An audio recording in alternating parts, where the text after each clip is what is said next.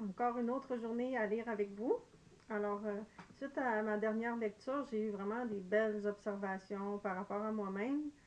Alors, pour moi, en tout cas, cette lecture-là profite beaucoup pour m'ouvrir, vraiment continuer à m'ouvrir à ce qui est possible, à la beauté de la vie. Alors, je vous en souhaite vraiment tout autant de belles choses. Alors, continuons avec notre lecture. Nous sommes dans le chapitre 4. Les formes pathologiques de l'ego. Comme nous l'avons vu, l'ego est de nature pathologique. Si nous employons ce qualificatif dans son sens le plus large pour désigner le dysfonctionnement et la souffrance. Bien des troubles mentaux sont constitués des traits de l'ego que l'on retrouve chez les personnes normales. Sauf que dans le cas de ces troubles, ces traits sont si prononcés que leur nature pathologique est évidente à tous, sauf aux protagonistes. Par exemple, bien des gens normaux racontent des mensonges de temps en temps pour paraître plus importants ou plus spéciaux, ou pour renforcer leur image aux yeux des autres. Ils mentent sur les gens qu'ils connaissent, sur leur accomplissement, sur leur aptitude, leur possession ou sur toute autre chose que leur ego peut mettre à contribution pour s'y identifier. Cependant, certaines personnes, poussées par le sentiment d'insuffisance de l'ego et par son besoin d'avoir ou d'être plus, mentent de façon compulsive et permanente. Tout ce qu'elles vous racontent à leur sujet est pure fiction, pure construction fictive imaginée par l'ego, pour se sentir plus grand, plus spécial. L'image grandiose et exagérée que ces gens projettent d'eux peut parfois en berner certains, mais pas pour longtemps. Les autres se rendent rapidement compte qu'il s'agit d'une fiction. La maladie mentale appelée schizophrénie paranoïaque, ou plus simplement paranoïa, est fondamentalement une forme exagérée de l'ego. Elle consiste habituellement en une histoire fictive que le mental a inventée pour donner un sens à un sentiment permanent de peur sous-jacente. L'élément central de l'histoire consiste en la croyance que certaines personnes, ou parfois de nombreuses personnes, ou même presque tout le monde, complotent contre moi ou conspirent en vue de me contrôler ou de me tuer. L'histoire comporte souvent une logique et une force qui peuvent leurrer les autres et les amener à la croire. Il arrive parfois que des organismes et des nations entières aient comme fondement des systèmes de croyances paranoïaques, la peur et la méfiance de l'ego envers les autres, sa tendance à mettre l'accent sur la différence en focalisant sur les défauts des autres et en faisant de ces derniers une identité, sont poussés un peu plus loin au point de faire des autres des monstres inhumains. L'ego a besoin des autres. Le dilemme, c'est qu'il en a peur et les déteste profondément. L'affirmation de Jean-Paul Sartre, l'enfer, c'est les autres, est la voix même de l'ego. La personne qui souffre de paranoïa vit cet enfer avec intensité, et toute personne chez qui les schèmes de l'ego sont encore opérationnels la ressent dans une certaine mesure. Plus l'ego est fort en vous, plus il est probable que vous perceviez les autres comme la principale source de vos problèmes dans la vie. Il est également plus que probable que vous rendiez la vie difficile aux autres. Mais vous ne pouvez pas le voir puisque ce sont toujours les autres qui semblent vous le rendre difficile à vous. La maladie mentale que nous appelons paranoïa se traduit par un autre symptôme qui appartient à tous les égos mais qui prend une forme plus extrême dans la paranoïa. Plus le malade se sent persécuté, espionné ou menacé par les autres, plus son sentiment d'être le centre de l'univers et le centre d'attention est prononcé. Son impression d'être victime et d'être lésé par tellement de gens le fait se sentir très spécial. Dans l'histoire qui sert de fondement à son système illusoire, il se donne souvent aussi bien le rôle de la victime que celui du héros potentiel qui va sauver le monde ou renverser les forces du mal.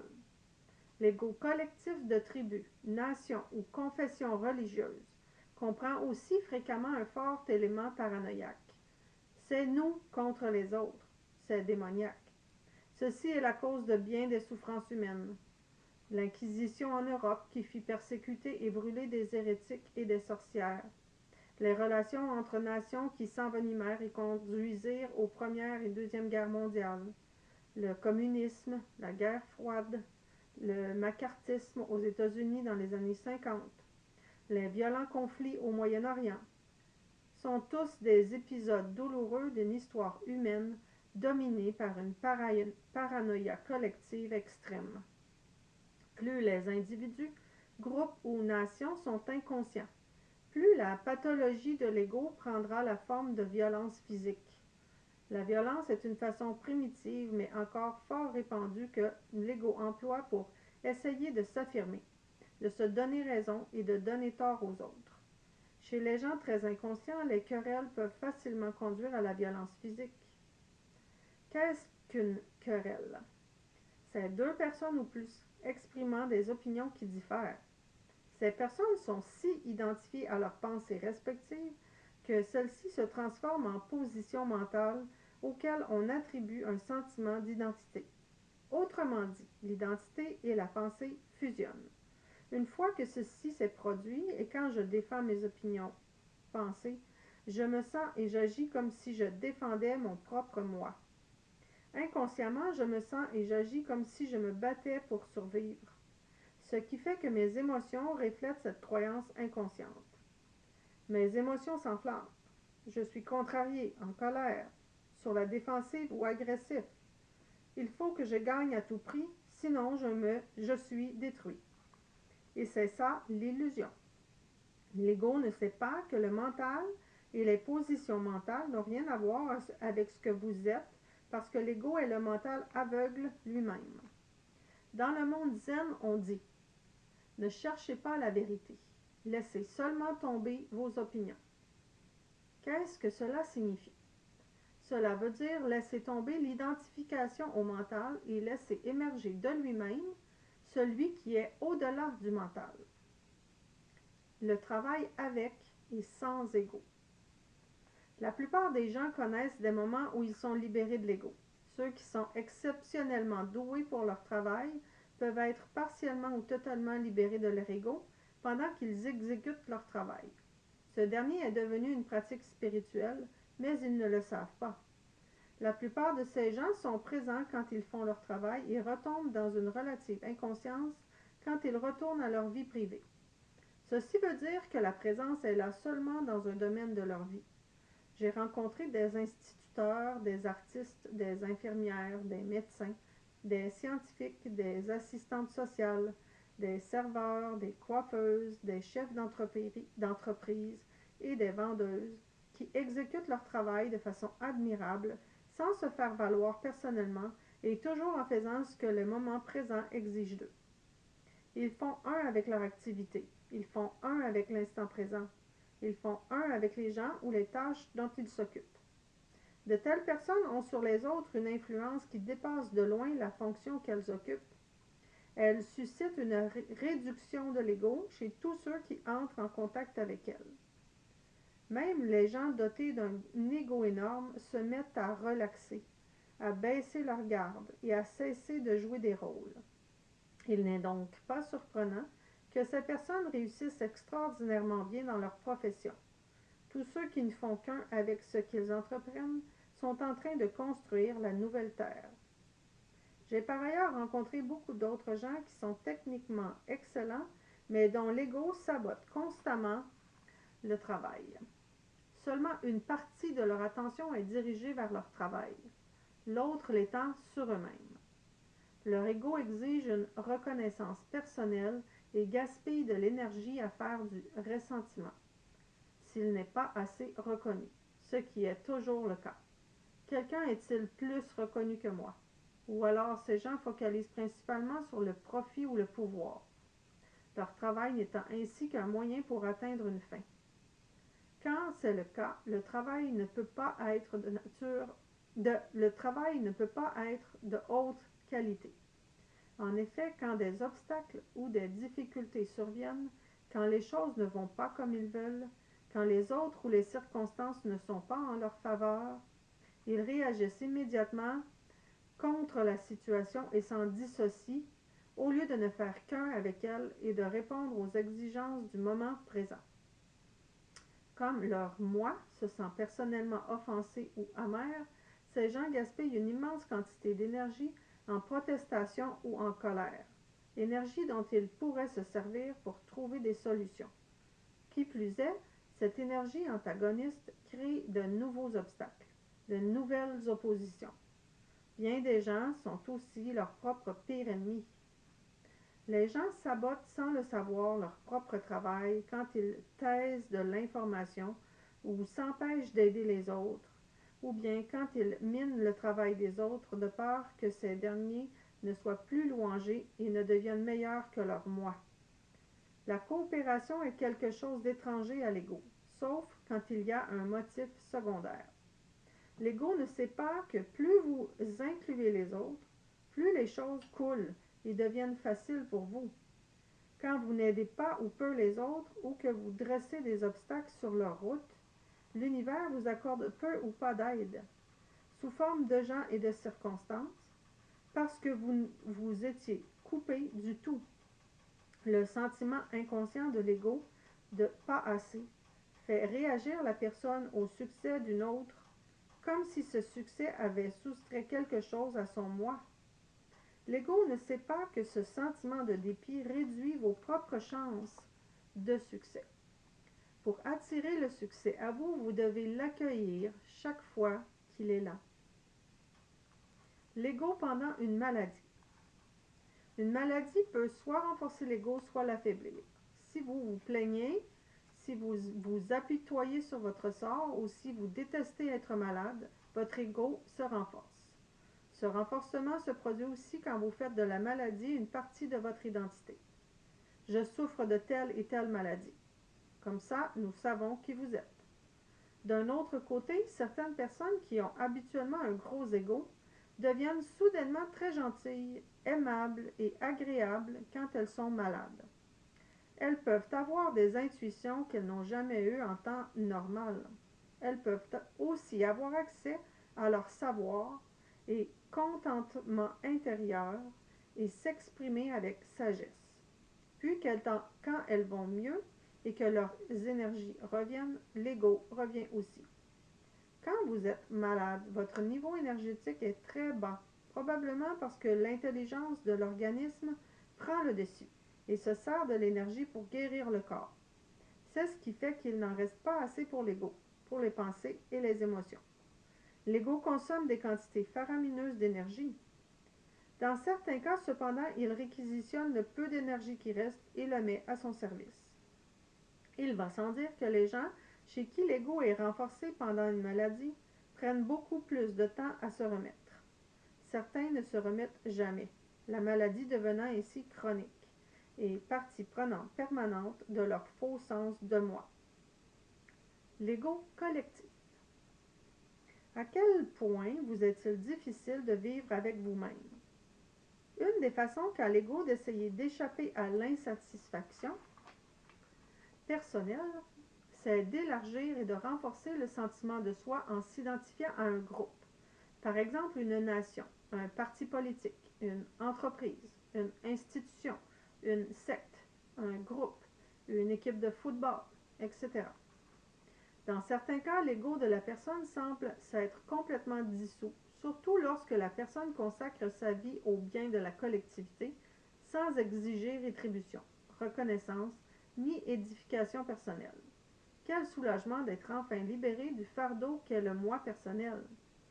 Les membres de la collectivité se sentent alors heureux et comblés, peu importe la quantité de travail et de sacrifice. Ils semblent avoir dépassé l'ego. La question est, se sont-ils vraiment libérés de leur ego personnel ou bien ce dernier est-il passé au plan collectif? On retrouve dans l'ego collectif les mêmes caractéristiques que dans l'ego personnel. Entre autres, le besoin d'être en conflit et d'avoir des ennemis, le besoin d'en avoir plus, le besoin d'avoir raison et de donner tort aux autres, etc. Tôt ou tard, l'ego collectif entrera en conflit avec d'autres égos collectifs parce que, inconsciemment, car il a besoin d'être en opposition pour définir ses frontières et par là même son identité. Les membres de la collectivité connaîtront la souffrance qui accompagne inévitablement tout acte motivé par l'ego. Il se peut aussi qu'à ce moment-là, ils se réveillent et réalisent que la collectivité comporte un fort élément de démence. Il peut être souffrant tout d'abord de vous réveiller et de réaliser que l'ego collectif auquel vous vous étiez identifié et pour lequel vous aviez travaillé est en fait en proie à la démence. À ce moment-là, certaines personnes deviennent cyniques ou amères et rejettent dorénavant toutes les valeurs, ce qui veut dire qu'elles adoptent rapidement un autre système de croyances, une fois l'autre reconnu comme illusoire et désuet. Elles ne font pas face à la mort de leur ego, mais fuient et s'en fabriquent un autre. Un ego collectif est en général plus inconscient que les individus qui le constituent. Par exemple, les foules, qui sont des entités collectives et temporaires de l'ego, sont capables de commettre des atrocités que les individus les constituant ne commettraient pas. Les nations adoptent fréquemment des comportements que l'on qualifierait immédiatement de psychotiques chez des individus. À mesure que la nouvelle conscience émerge, certaines personnes se sentent appelées à former des groupes, reflétant justement cette conscience éveillée. Ces groupes ne constituent pas des égos collectifs car les individus les constituant n'éprouvent pas le besoin de définir leur identité par l'ego. Ils ne cherchent plus de forme pour se définir. Même si les membres qui constituent ces groupes ne sont pas encore totalement libérés de l'ego, ils sont assez présents pour reconnaître l'ego chez eux ou chez les autres, dès qu'ils se montrent. Cependant, la vigilance doit être constante vu que l'ego essaiera à tout coup de prendre le dessus et de s'affirmer de n'importe quelle façon. Pour dissoudre l'ego humain, il faudra l'amener à la lumière de la conscience. Tel sera l'objectif principal de ces groupes, qu'il s'agisse d'entreprises, d'œuvres de charité, d'écoles ou de collectivités éclairées. Ces collectivités éclairées occuperont une fonction importante dans l'émergence de la nouvelle conscience. Tout comme les égos collectifs vous plongent dans l'inconscience et la souffrance, ces collectivités éclairées vous plongent dans un vortex de conscience qui accélère le changement planétaire. Terminons ce chapitre avec preuve indéniable de l'immortalité. L'ego est le résultat d'une division dans la psyché humaine, dans laquelle l'identité se divise en deux parties que nous pourrions appeler le je et moi ou moi et moi-même. Chaque ego est par conséquent schizophrène, si l'on veut employer un terme dans son sens commun de double personnalité. Vous vivez avec une image mentale de vous-même, un moi conceptuel avec lequel vous entretenez une relation. La vie elle-même devient également conceptualisée et dissociée de qui vous êtes, surtout quand vous dites « ma vie ». Dès l'instant où vous dites ou pensez « ma vie » et croyez à ce que vous dites, plutôt que de vous en servir comme d'une convention linguistique, vous entrez dans le monde de l'illusion. S'il existe une telle chose que ma vie, il en découle que je et vie sont deux choses distinctes, et que je peux prendre ma vie, cette possession chérie imaginaire. La mort devient une réalité apparente et une menace. Les mots et les concepts divisent la vie en segments distincts qui n'ont aucune réalité propre. Nous pourrions même dire que la notion « ma vie » est l'illusion originale de la division, qu'elle est la source de l'ego. Si « je » et la vie sont deux, c'est que je suis dissocié de la vie, dissocié de toutes les choses, de tous les êtres vivants, de tous les humains. Mais comment puis-je être dissocié de la vie? Il n'y a pas de « je » en dehors de la vie, en dehors de l'être. C'est absolument impossible. Alors il n'existe rien de tel que ma vie, que je n'ai pas de vie. Je suis vie. Je et vie ne font qu'un. Il ne peut en être autrement. Alors comment pourrais-je perdre ma vie? Comment puis-je perdre quelque chose que je n'ai pas pour commencer? Comment puis-je perdre quelque chose que je suis? C'est impossible. Quelle belle fin pour ce chapitre 4. Oui, je suis. Je termine avec la vibration de ces mots. Et je vous laisse avec beaucoup d'énergie, d'amour qui émerge du simple fait de laisser vibrer ce je suis, en espérant continuer à faire cette lecture avec vous. À la prochaine!